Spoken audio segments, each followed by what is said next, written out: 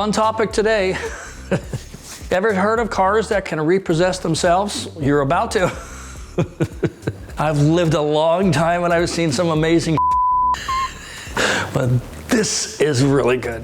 Okay, well, let's go back a little bit. I first took an interest in cars when I was a little boy. TV shows like the original Speed Racer cartoon and the Batman TV shows were the stuff that I watched after school when I was a little boy, and I was fascinated by the technology. How cool it would be to be able to jump over a canyon. How cool it would be for the car to drive up to you and you don't have to go out and find the car. I dreamt about having a car equipped with TV screens, working telephones, electronic maps, and a device that could make the car spit fire. And over the years since, I've achieved a lot of that stuff. Some of it was necessary, some of it was ridiculous. Anyway, 50 years later, most cars have the option to give some of these features. I'm really impressed to see how far automotive technology has advanced over the last 5 decades. Now it's about to get even more ridiculous. Believe it or not, there's much more to come, much more. We are about to witness the dawning of a whole new age. Self-driving cars are already here, but while they're not yet perfected, we all know that they probably will be within the next decade. And then once self-driving options are available for every car, the roads are going to be safer. Maybe not at first, but they will be at some point, slowly over as the self-driving technology gets even better. But not everybody's going to be happy with some of the new technology that we're going to see. We'll get into that right after this. Before we even get started, let me take a moment to say a big thank you to Surfshark VPN for sponsoring this episode. Our dependence on the internet has been rapidly increasing, that's no secret. The internet is how we stream our favorite shows and programming, it's how we keep in touch with our loved ones, and we even do most of our banking online these days. We'd like to think our information is safe, but with all the news about big companies having data leaks, we need to take every step possible to protect our personal data. Surfshark is a VPN service that protects your information by encrypting all the data that you send through the internet. This keeps prying eyes away and ensures that your sensitive data is always secure. If you're a global traveler like I am, you can access content that might be blocked in foreign countries. Not only is this good for people who want to keep up with their favorite shows, but it can also be a critical tool for those who live in countries that heavily censor or monitor its citizens. And right now, Surfshark has sweetened the deal with a special promo code for my YouTube viewers that offers 83% off. Just use the promo code FASTLIFE. I'll drop the link in the video descriptions down below, and the promo code will give you 3 free months of service, and as always, there's a 30-day, no-risk, money-back guarantee.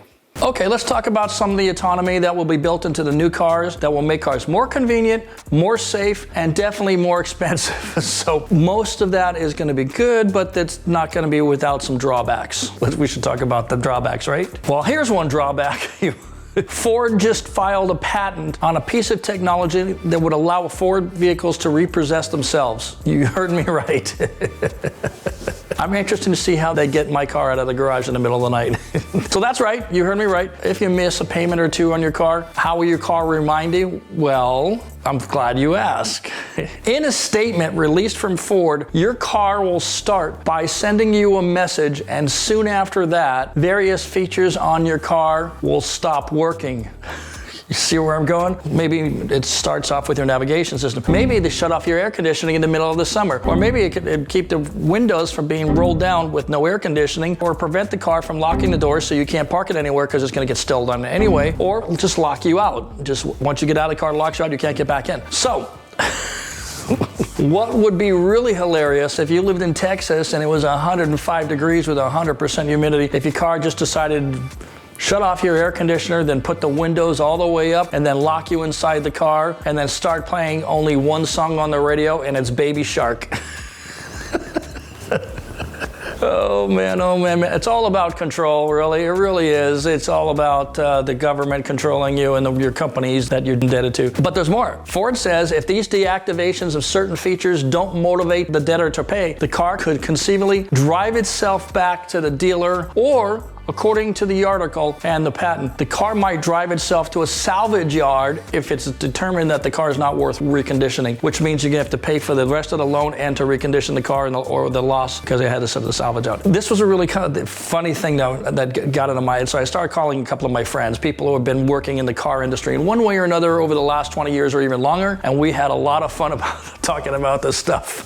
But I really just wanted to get their take on it from the legal side, from the ethical side. Am I being a conspiracy theorist and all that kind of stuff, because it's getting really weird in this world, right? But one friend rightly noted that until fully autonomous cars are in widespread use, it's not really possible to execute, not right now. His best estimate of the timetable was about another 10 years or so, and that seems doable, but maybe a little bit ambitious, but doable, but I would be surprised if they can move any faster. So another friend said that if and when it happens, there will likely be court challenges about the autonomous repossession process. What are the consumer rights are going to be in play? What if the car is in the garage and it backs itself out to the garage door? I don't know what's going to happen, like that kind of stuff. If people haven't made their car payment after Ford shut off several things inside their car, like their air conditioning, their GPS, and whatever else, plus the phone calls that the people who owe the money are going to get, plus the emails that they're getting, would surely be a reminder that their car loan is in default. I don't think people who are missing car payments don't know that they're missing car payments. I mean, maybe it's a possibility. You can talk about some elderly people and all kinds of stuff, but you know when you're not paying your car. It's no mystery. So I don't see how they're going to say, well, I didn't know my car wasn't being paid. I thought my grandmother's cousin, brother, sister, next door neighbor was paying it. Nope. And then all of a sudden your stuff starts turning off on your car and you get a message in the dash and all that kind of stuff. You'd have to be dumb, blind, and ignorant. One of my friends suggests actually that there are some people who might claim that such a system might be racist, but I didn't put it together because, you know, your car's computer does not know your race. So isn't that hogwash? I mean, they don't know who's driving the car. I mean, there's no way to tell that. I mean, and surely that's not on the loan documents or anything like that. So I don't know how that would be figured out, and somebody can claim that it's racist. But it's possible. Any challenge it. Many say that the autonomy that's being built into our cars right now are designed to make driving safer, right? Generally speaking, I would agree with that statement. However, as the weirder this country gets, the weirder this world gets, I start to get more cynical every month. Perhaps that is their noble initiative, but with every task we leave to the computer, there's always a chance that the technology can be used as a manner of control of a country's population or a customer base, step on personal freedoms. It's a fine line with many things in many industries in many ways, especially when computers are in play. I am not a conspiracy theorist in any sense of the word. But here in America, many elected Democrats, for a matter of fact, are talking about using a social credit system like they're doing in China. This article down here talks about it. This guy, Andrew Yang, who's down here in Irvine, he wants social credits just like they're using in China. Social credits work like this. If you say something bad about the government in China, you can't take the fast trains. You can't take the trains that have air conditioning. You can't go to some parties. You can't go to some places. You can't buy certain cars. You can't travel out of the country. All that kind of stuff. And that's what this country is looking at. But technology that provides better safety seems to be a noble cause, so we should probably go along. But as you will see, when computers take over, there's always people programming those computers, and who's to say that their intentions are noble or even legal? So, if we're trying to be naughty, right, and assuming the worst, here are some of the capabilities and some possible ways that car companies could abuse these systems. The patent describes a repossession system computer configured to communicate with the vehicle computer and or the smartphone of the driver owner, and lists various optional components of the vehicle that it could be connected to, such as cruise control. Maybe it can just turn that off, making the car less convenient. Automated window controls, seat controls, radio and GPS, door locking system, air conditioning, seat heaters, steering wheel heaters, power seats. Perhaps your dealer disables some of these features because your leased car has not been in for an oil change in 12,000 miles, or maybe your dealer recognizes that you cheated on your car dealer and had your car serviced at an independent service center instead of at a BMW dealer where you have to pay $250 for an oil change, which is 5 times what you would pay at Valvoline, right? Ford notes that they know this. Disabling systems or equipment may cause an additional level of discomfort to a driver and the occupants of the vehicle. Also stated in the patent application. So they were clear. They know it's going to be an inconvenience, and that's exactly what it's designed to be. The application, though, is still pending approval, and the system could be installed on any future vehicle in Ford lineups as long as it has a data connection, which all the cars will. The application also cites various possible scenarios for the repossession computer to use, including, this is fun, pay attention, configuring the audio component, they mean the radio, to emit an insistent and unpleasant sound every time the owner got into the car. Back to that Baby Shark thing. and then perhaps placing the vehicle in a lockout condition, which means you can't even get back in the car. The patent also mentions a vehicle camera inside the interior of the car can be used to determine if there's an emergency to unlock the car, that the computer can be used to alert with the police with GPS location if an owner attempts to block the repossession effort. If it can do that just to look inside the car, who's doing what in the car, then they can do it all the time. So now there's a camera in your car that can be remotely turned on at any time, day or night, anywhere in the world, no matter where you are, tunnels, whatever. So who's to say that they are not watching you all the time? Who's to say that they turn over their access to the files to the police while you sit there and you're hitting a blunt or drinking some liquor or doing whatever else you're doing in the car, loading up mags or whatever. And if you don't think none of this will ever happen, you're drawn. You're just dreaming. Ford has already rolled out a new speed warning feature. The car uses a camera to read the speed limit signs outside on the road before giving you a heads up. If your car is going too fast, it will start giving you a heads up. You'll get some vibration through the wheel. You'll get a notice on the dash, that kind of stuff. That kind of stuff is fine. It's acceptable. It's intrusive, but they're trying to get everybody to slow down. And they are marketing this as a way to save you from a speeding ticket. Well, that would be fine. Bet the cities are going to be that they're not getting a lot of ticket revenue, all those revenue collectors on the side of the road.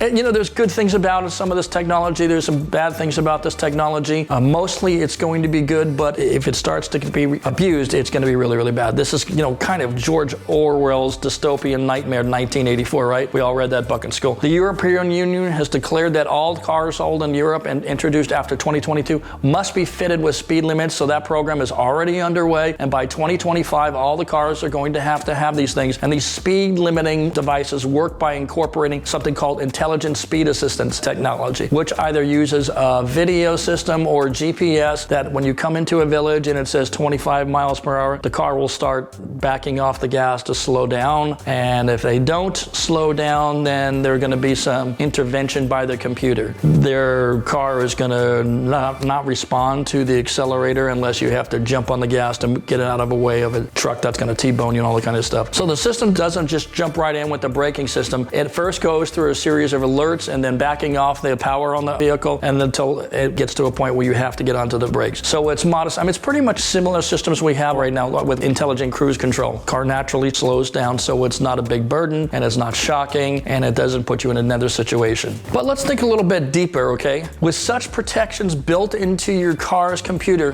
who's to say that they're not going to shut your car off if you open the hood just to look around, right? Or if you remove your catalytic converter, the car will shut off. Or if you change the car's ECU programming, you have to take it back to a dealer.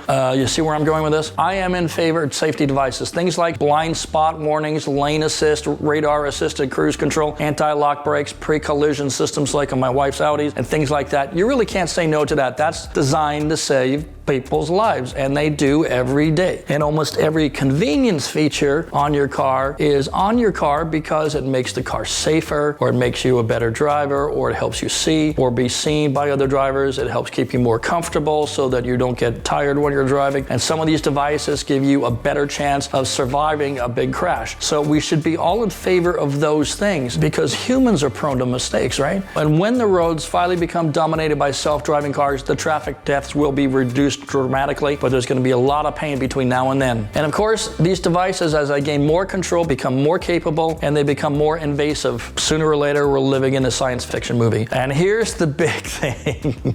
Most of you know that I am a staunch opponent of the street takeovers and the sideshows. The time is coming to an end and I'm going to be very happy. It's coming soon when the government is going to step in with all this new technology and mandate systems to prevent this behavior. The car's computer might shut down when it senses that the car is going around and around and around in a circle. It might limit acceleration while you're in an intersection, that kind of thing. Or maybe the car senses that the owner is doing a few donuts down there on 6th Street. The car might just drive itself to the police station with the dumb driver locked inside his own car. I would pay for that. And then just for fun, the car turns on the interior camera while the panicked driver is trying to hack his way out of his own Dodge Hellcat Challenger. We're still making 9 years of payments on this car. They should make that footage into a TV show or interrupt regular programming. I would cancel my F1 subscription just to get this program. I can't get out, I can't get out. That would be hysterical, and all four of these guys sitting inside their car for, oh, I got open cases, I got open cases. You know what? Forget everything I said. I hope they go full steam with this technology and make these features standard on equipment, every car, right down to a Toyota Corolla LE, but they should certainly start with all Dodge cars and their SUVs, all Mustangs, all Nissan Altimas, and anything with a VQ engine in it. I think that's a great place to test out the technology. I can give you some Instagram pages where you guys can reach out to these guys and see if they'll volunteer. That's it for this time, everybody. Thanks for watching. We'll see you another time.